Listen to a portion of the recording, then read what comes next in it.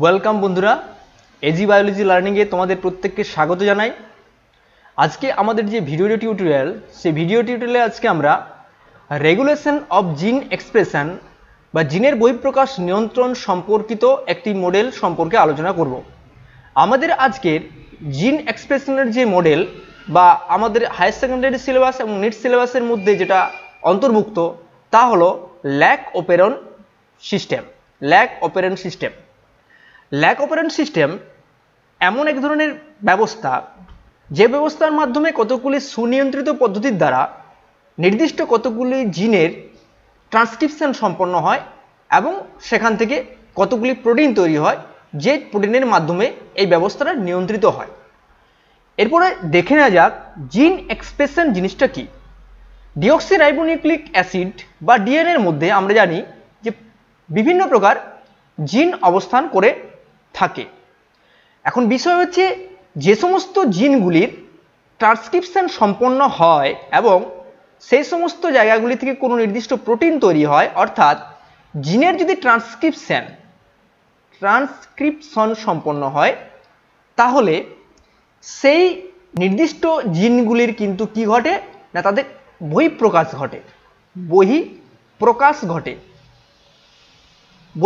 ঘটে। একেই জিন এক্সপ্রেশন বলা হয়।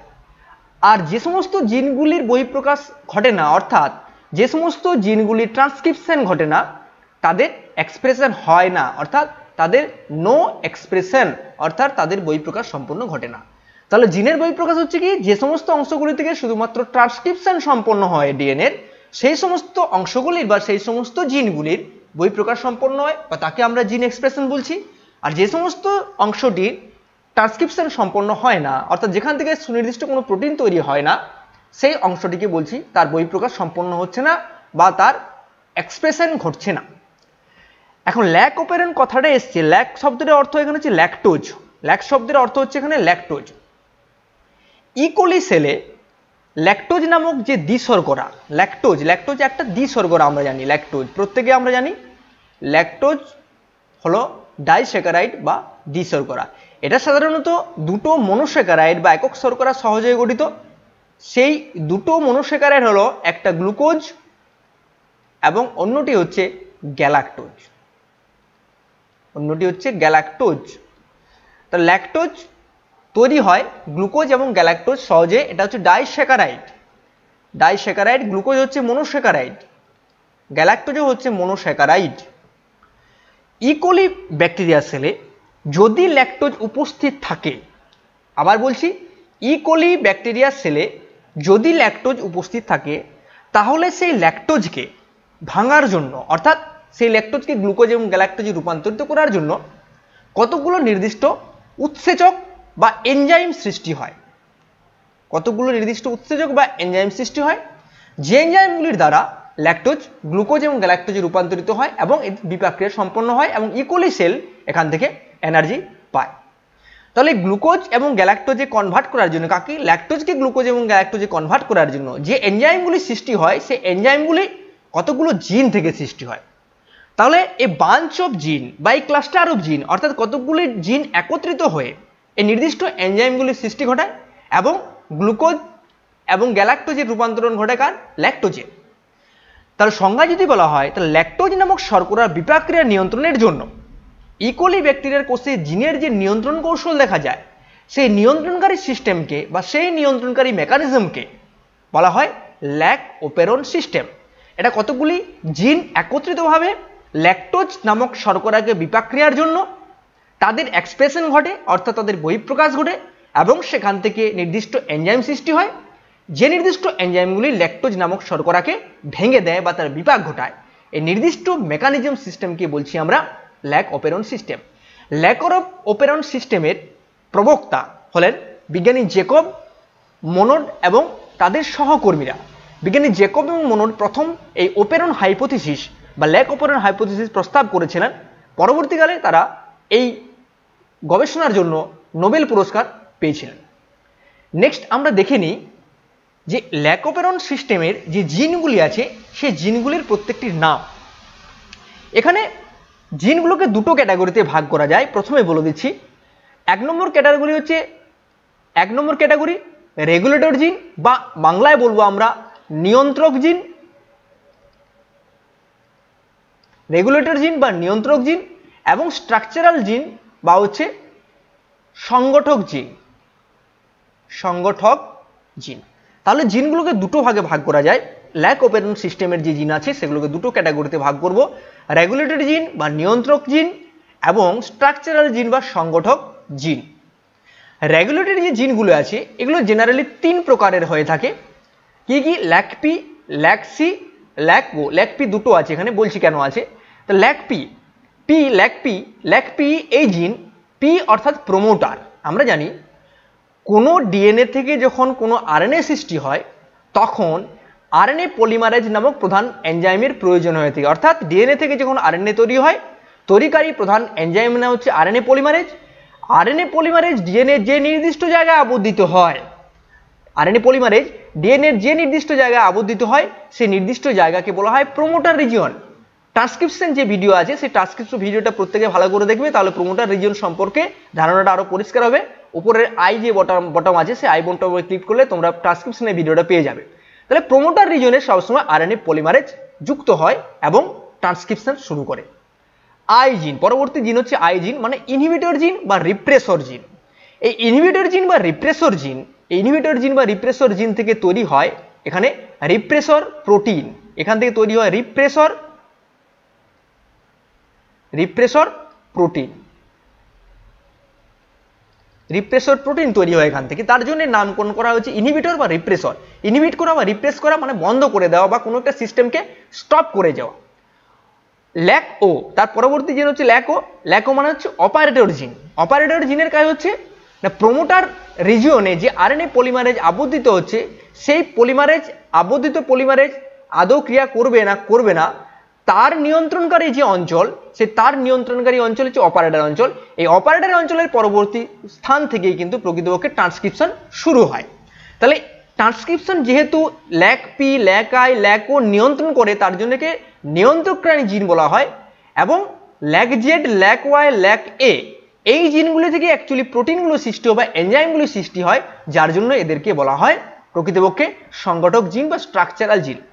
ল্যাক জেড যে জিন আছে সে ল্যাক জেড জিন থেকে যে এনজাইম তৈরি হয় তার নাম হচ্ছে বিটা গ্যালাক্টোসাইডেজ। প্রত্যেকেই মনে রাখবে, ল্যাক জেড জিন থেকে যে এনজাইম সৃষ্টি হয় তার নাম হচ্ছে বিটা গ্যালাক্টোসাইডেজ। বিটা গ্যালাক্টোসাইডেজের প্রধান কাজ হচ্ছে যে ল্যাকটোজ সুগার আছে সেই ল্যাকটোজ সুগারকে ভেঙে গ্লুকোজ এবং গ্যালাক্টোজে কনভার্ট করা। তার মানে বিটা গ্যালাক্টোসাইড এনজাইম এক ধরনের এনজাইম, যে এনজাইম ল্যাক জেড জিন থেকে তৈরি হয় এবং যার কাজ হচ্ছে ল্যাকটোজকে ভেঙে গ্লুকোজ এবং গ্যালাক্টোজে রূপান্তরিত করা। ল্যাক ওয়াই জিন থেকে যে এনজাইম সৃষ্টি হয় তা হচ্ছে পারমিয়েজ নামক এনজাইম। পারমিয়েজ নামক এনজাইমের কাজ হচ্ছে কোষের বাইরে থেকে প্লাজমা মেমব্রেনের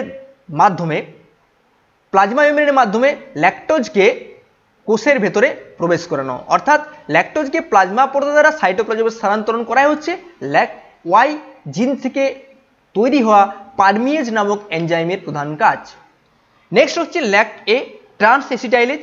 এর কার্যকারিতা সম্পর্কে যদিও এখনো বিশদভাবে জানা যায়নি, কিন্তু মনে করা হয় যে অ্যাসিটাইল কোয়ে নামক যে এনজাইম আছে সে অ্যাসিটাইল কোয়ে থেকে অ্যাসিটাইল গ্রুপকে বিটা গ্যালাক্টোসাইডেজে স্থানান্তরিত করাই হচ্ছে এর প্রধান কাজ। তাহলে এটা হচ্ছে জেনারেলি স্ট্রাকচারাল জিনগুলোর কাজ। স্ট্রাকচারাল জিন থেকে 3 ধরনের এনজাইম তৈরি হয়, প্রত্যেকে ভালো করে মনে রাখবে। ল্যাক জেড থেকে বিটা গ্যালাক্টোসাইডেজ, ল্যাক ওয়াই থেকে হচ্ছে পারমিয়েজ, ল্যাক এ থেকে হচ্ছে ট্রান্স অ্যাসিটাইলেজ এবং প্রত্যেকের কাজ। ল্যাক পি জিন প্রমোটার রিজন, সেখানে সবসময় আরএনএ পলিমারেজ এনজাইম যুক্ত হবে। ল্যাক আই জিন ইনহিবিটর বা রিপ্রেসর জিন, যেখানে রিপ্রেসর প্রোটিন তৈরি হয়।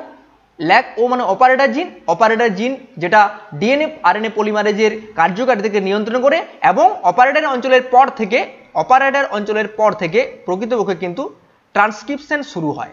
এরপর থেকে তার মানে অপারেটর এটা যদি জিন হয় এই স্থান থেকে ট্রান্সক্রিপশন শুরু হবে বা এটা স্টার্ট পয়েন্ট, START, এখান থেকে ট্রান্সক্রিপশন শুরু হবে। এখন বলে রাখা বিষয় যে স্বাভাবিক অবস্থায় মানে ইকোলি সেল এর ক্ষেত্রে স্বাভাবিক অবস্থায় নর্মাল সিচুয়েশনে এটা কিন্তু অফ মোডে অবস্থান করে। অর্থাৎ ল্যাকটোজ কোষের মধ্যে যখন থাকবে না তখন এটা অফ মোড, জেনারেলি ইকোলি সেলের মধ্যে সাধারণ অবস্থায় ল্যাকটোজ থাকে না, তার জন্য সিস্টেমটি সবসময় অফ মোডে অবস্থান করে। এটা সবসময় অফ মোড, এটা জেনারেল কন্ডিশন বা স্বাভাবিক অবস্থায়, এটা হচ্ছে স্বাভাবিক অবস্থায় এটা অফ মোডে অবস্থান করে। প্রত্যেকে মনে রাখবে স্বাভাবিক অবস্থায় ল্যাকটোজ প্রয়োজন হয় না, স্বাভাবিক অবস্থায় এরা গ্লুকোজ থেকে এনার্জি পায়, যার জন্য সিস্টেমটা অফ থাকে। তাহলে স্বাভাবিক অবস্থায় এটা হচ্ছে অফ অবস্থায় অবস্থান করে। এর দুটো সিস্টেম আছে, একটা অফ সিস্টেম, একটা অন সিস্টেম, দুটো সিস্টেমে চলে যাচ্ছি। প্রথমে আমরা যাচ্ছি যেটা হচ্ছে switch off condition. Switch off condition, switch off condition অর্থাৎ এক্ষেত্রে কোষের মধ্যে যখন ল্যাকটোজ উপস্থিত থাকবে না, আমি আগে বলেছি যে কোষের মধ্যে যখন ল্যাকটোজ উপস্থিত থাকবে না তখন সেই সিস্টেম হচ্ছে সুইচ অফ সিস্টেম। তাহলে এখানে আমি লিখে দিচ্ছি ল্যাকটোজ অনুপস্থিত। ল্যাকটোজ কখন হবে না, ল্যাকটোজ অনুপস্থিত যখন তখন হবে, ল্যাকটোজ অনুপস্থিত, অ্যাবসেন্ট, অ্যাবসেন্ট অফ ল্যাকটোজ যখন থাকবে তখন তৈরি হবে। তাহলে যে ঘটনাটা এখানে ঘটে সেটা হচ্ছে ল্যাকপি, এখানে দুটো প্রমোটার আমি আগে বলেছিলাম, দুটো প্রমোটার কেন আছে, কারণ ল্যাকআই নামক যে জিন আছে এই জিনের ট্রান্সক্রিপশনের প্রয়োজন হয়। কারণ আমি আগে বলেছি এই জায়গা থেকে রিপ্রেসর প্রোটিন তৈরি হয়। প্রত্যেকে দেখে নাও, আমি ল্যাকআই থেকে বলেছিলাম রিপ্রেসর প্রোটিন। তাহলে প্রোটিন তৈরি হতে হলে সেখান থেকে এমআরএনএ তৈরি হতে হবে, আর এমআরএনএ সেখান থেকে যদি তৈরি হতে হয় তাহলে তার আগে কিন্তু প্রমোটার রিজিয়ন থাকবে। তাহলে এটা এই প্রমোটার রিজিয়নের কাজ হচ্ছে ল্যাকআই জিনকে ট্রান্সক্রিপশন ঘটানো। তাহলে ল্যাকপি যে জিন আছে সেই জিনের স্থলে আরএনএ পল এনজাইম যুক্ত হয়। আরএনএ পল মানে আরএনএ পলিমারেজ এনজাইম যুক্ত হয়, আরএনএ পল এনজাইম এখানে যুক্ত হয় এবং ল্যাকআই থেকে তৈরি হয় নির্দিষ্ট এমআরএনএ, এটা হচ্ছে এমআরএনএ। কারণ এর ট্রান্সক্রিপশন যদি সম্পূর্ণ ডিএনএ ট্রান্সক্রিপশন সম্পন্ন হলে তাহলে এখানে ট্রান্সক্রিপশন সম্পন্ন হবে এবং তৈরি হবে একটি নির্দিষ্ট নেসেন্ট বা এমআরএনএ, এমআরএনএ মেসেঞ্জার আরএনএ। যে মেসেঞ্জার আরএনএ থেকে তৈরি হয়, যে মেসেঞ্জার আরএনএ থেকে তৈরি হয় একটি নির্দিষ্ট প্রোটিন, যে মেসেঞ্জার আরএনএ থেকে তৈরি হয় একটা নির্দিষ্ট প্রোটিন, যে প্রোটিনের নাম বলছি আমরা রিপ্রেসর প্রোটিন। ট্রান্সক্রিপশন এমআরএনএ, এখানে ট্রান্সলেশন, তার থেকে তৈরি হবে প্রোটিন। তাহলে এই প্রোটিনকে বলছি আমরা রিপ্রেসর প্রোটিন, রিপ্রেসর প্রোটিন। আবার বলছি ল্যাকআই যে জিন আছে তার পূর্ব প্রান্তে যে প্রোমোটার অংশ আছে সেই প্রোমোটার অংশে আরএনএ পলিমারেজ এনজাইম আবদ্ধিত হয়। ল্যাকআই জিনের ট্রান্সক্রিপশন সম্পন্ন হয়, এবং তার থেকে যে আরএনএ তৈরি হয় সেটা হচ্ছে এমআরএনএ। সেই এমআরএনএ থেকে ট্রান্সলেশন প্রক্রিয়ার মাধ্যমে যে প্রোটিন সৃষ্টি করে সেই প্রোটিন হচ্ছে রিপ্রেসর প্রোটিন। সেই রিপ্রেসর প্রোটিন সৃষ্টি হয়। তাহলে রিপ্রেসর প্রোটিন সৃষ্টি হলো। এরপর কোষের মধ্যে যদি ল্যাকটোজ অনুপস্থিত থাকে, তাহলে ঘটনাটা কি ঘটবে, একই রকম ভাবে ওই যে নির্দিষ্ট আমাদের যে রেগুলেটরি জিনগুলো আছে তার মধ্যে আরেকটি প্রোমোটার রিজন আছে, সেই প্রোমোটার রিজনও একই রকম ভাবে আরএনএ পলিমারেজ এনজাইম যুক্ত হয়। তাহলে এখানেও আরএনএ পল যুক্ত হবে, কারণ ট্রান্সক্রিপশন ঘটাতে হবে এই জিনগুলোর। আরএনএ পল যুক্ত হবে এবং তার নির্দিষ্ট কাজটা সম্পন্ন করবে। কখন করবে, যদি ল্যাকটোজ অনুপস্থিত থাকে তাহলে আরএনএ পলিমারেজের কোনো ফাংশন থাকবে না। কেন থাকবে না, কারণ স্বাভাবিক অবস্থায় ল্যাকটোজ অনুপস্থিত যদি থাকে তাহলে ল্যাকোপেরন সিস্টেম অন হবে না, এখান থেকে কোনো এনজাইম তৈরি হবে না। কেন হয় না, যে রিপ্রেসর প্রোটিন এখানে তৈরি হয়েছে সেই রিপ্রেসর প্রোটিন সরাসরি গিয়ে যে ল্যাক ও অঞ্চল বা যে অপারেটর অঞ্চল আছে সেই অপারেটর অঞ্চলকে কিন্তু ব্লক করে দেয়, অপারেটর অঞ্চলের সাথে যুক্ত হয়। তাহলে রিপ্রেসর প্রোটিন যুক্ত হবে ল্যাক ও যে রিজিয়ন আছে সে ও রিজিয়নের সঙ্গে এবং ও রিজিয়নকে ব্লক করে দেবে, এটা ব্লক করে দেয়। ফলে কি হয়, ফলে আরএনএ পলিমারেজ আর সামনের দিকে গড়িয়ে যেতে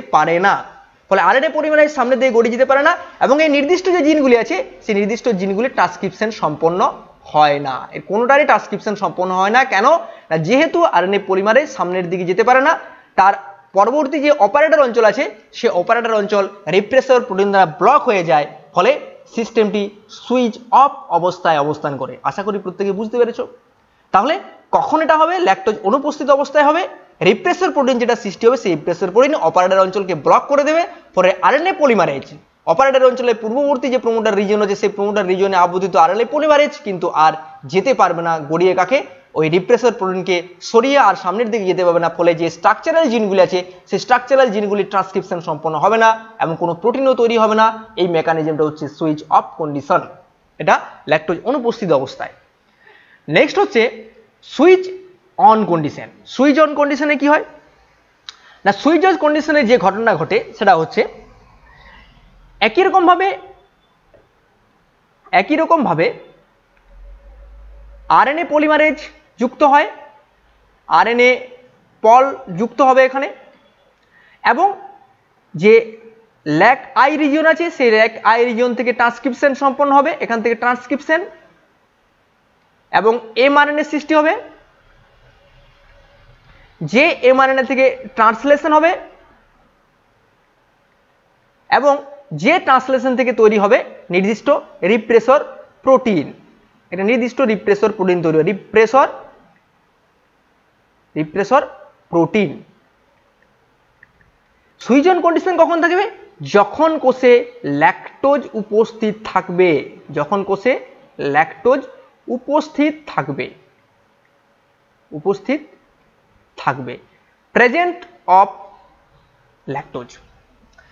এখন ঘটনা হচ্ছে যখন ল্যাকটোজ উপস্থিত থাকবে তখন যে ঘটনাটা এখানে সম্পন্ন হয় সেটা হচ্ছে যে প্লাজমা মেমব্রেন একটা সেলের মধ্যে, ঘটনাটা টোটাল নিউক্লিয়াসের মধ্যে সম্পন্ন হচ্ছে। তাহলে একটা সেলের মধ্যে আমি যদি ধরে নিই এটা একটা সেল, এটা একটা কোষ, তার এটা একটা প্লাজমা মেমব্রেন, ধরে নিলাম এটা প্লাজমা মেমব্রেন। সেই প্লাজমা মেমব্রেনের দ্বারা কোষের মধ্যে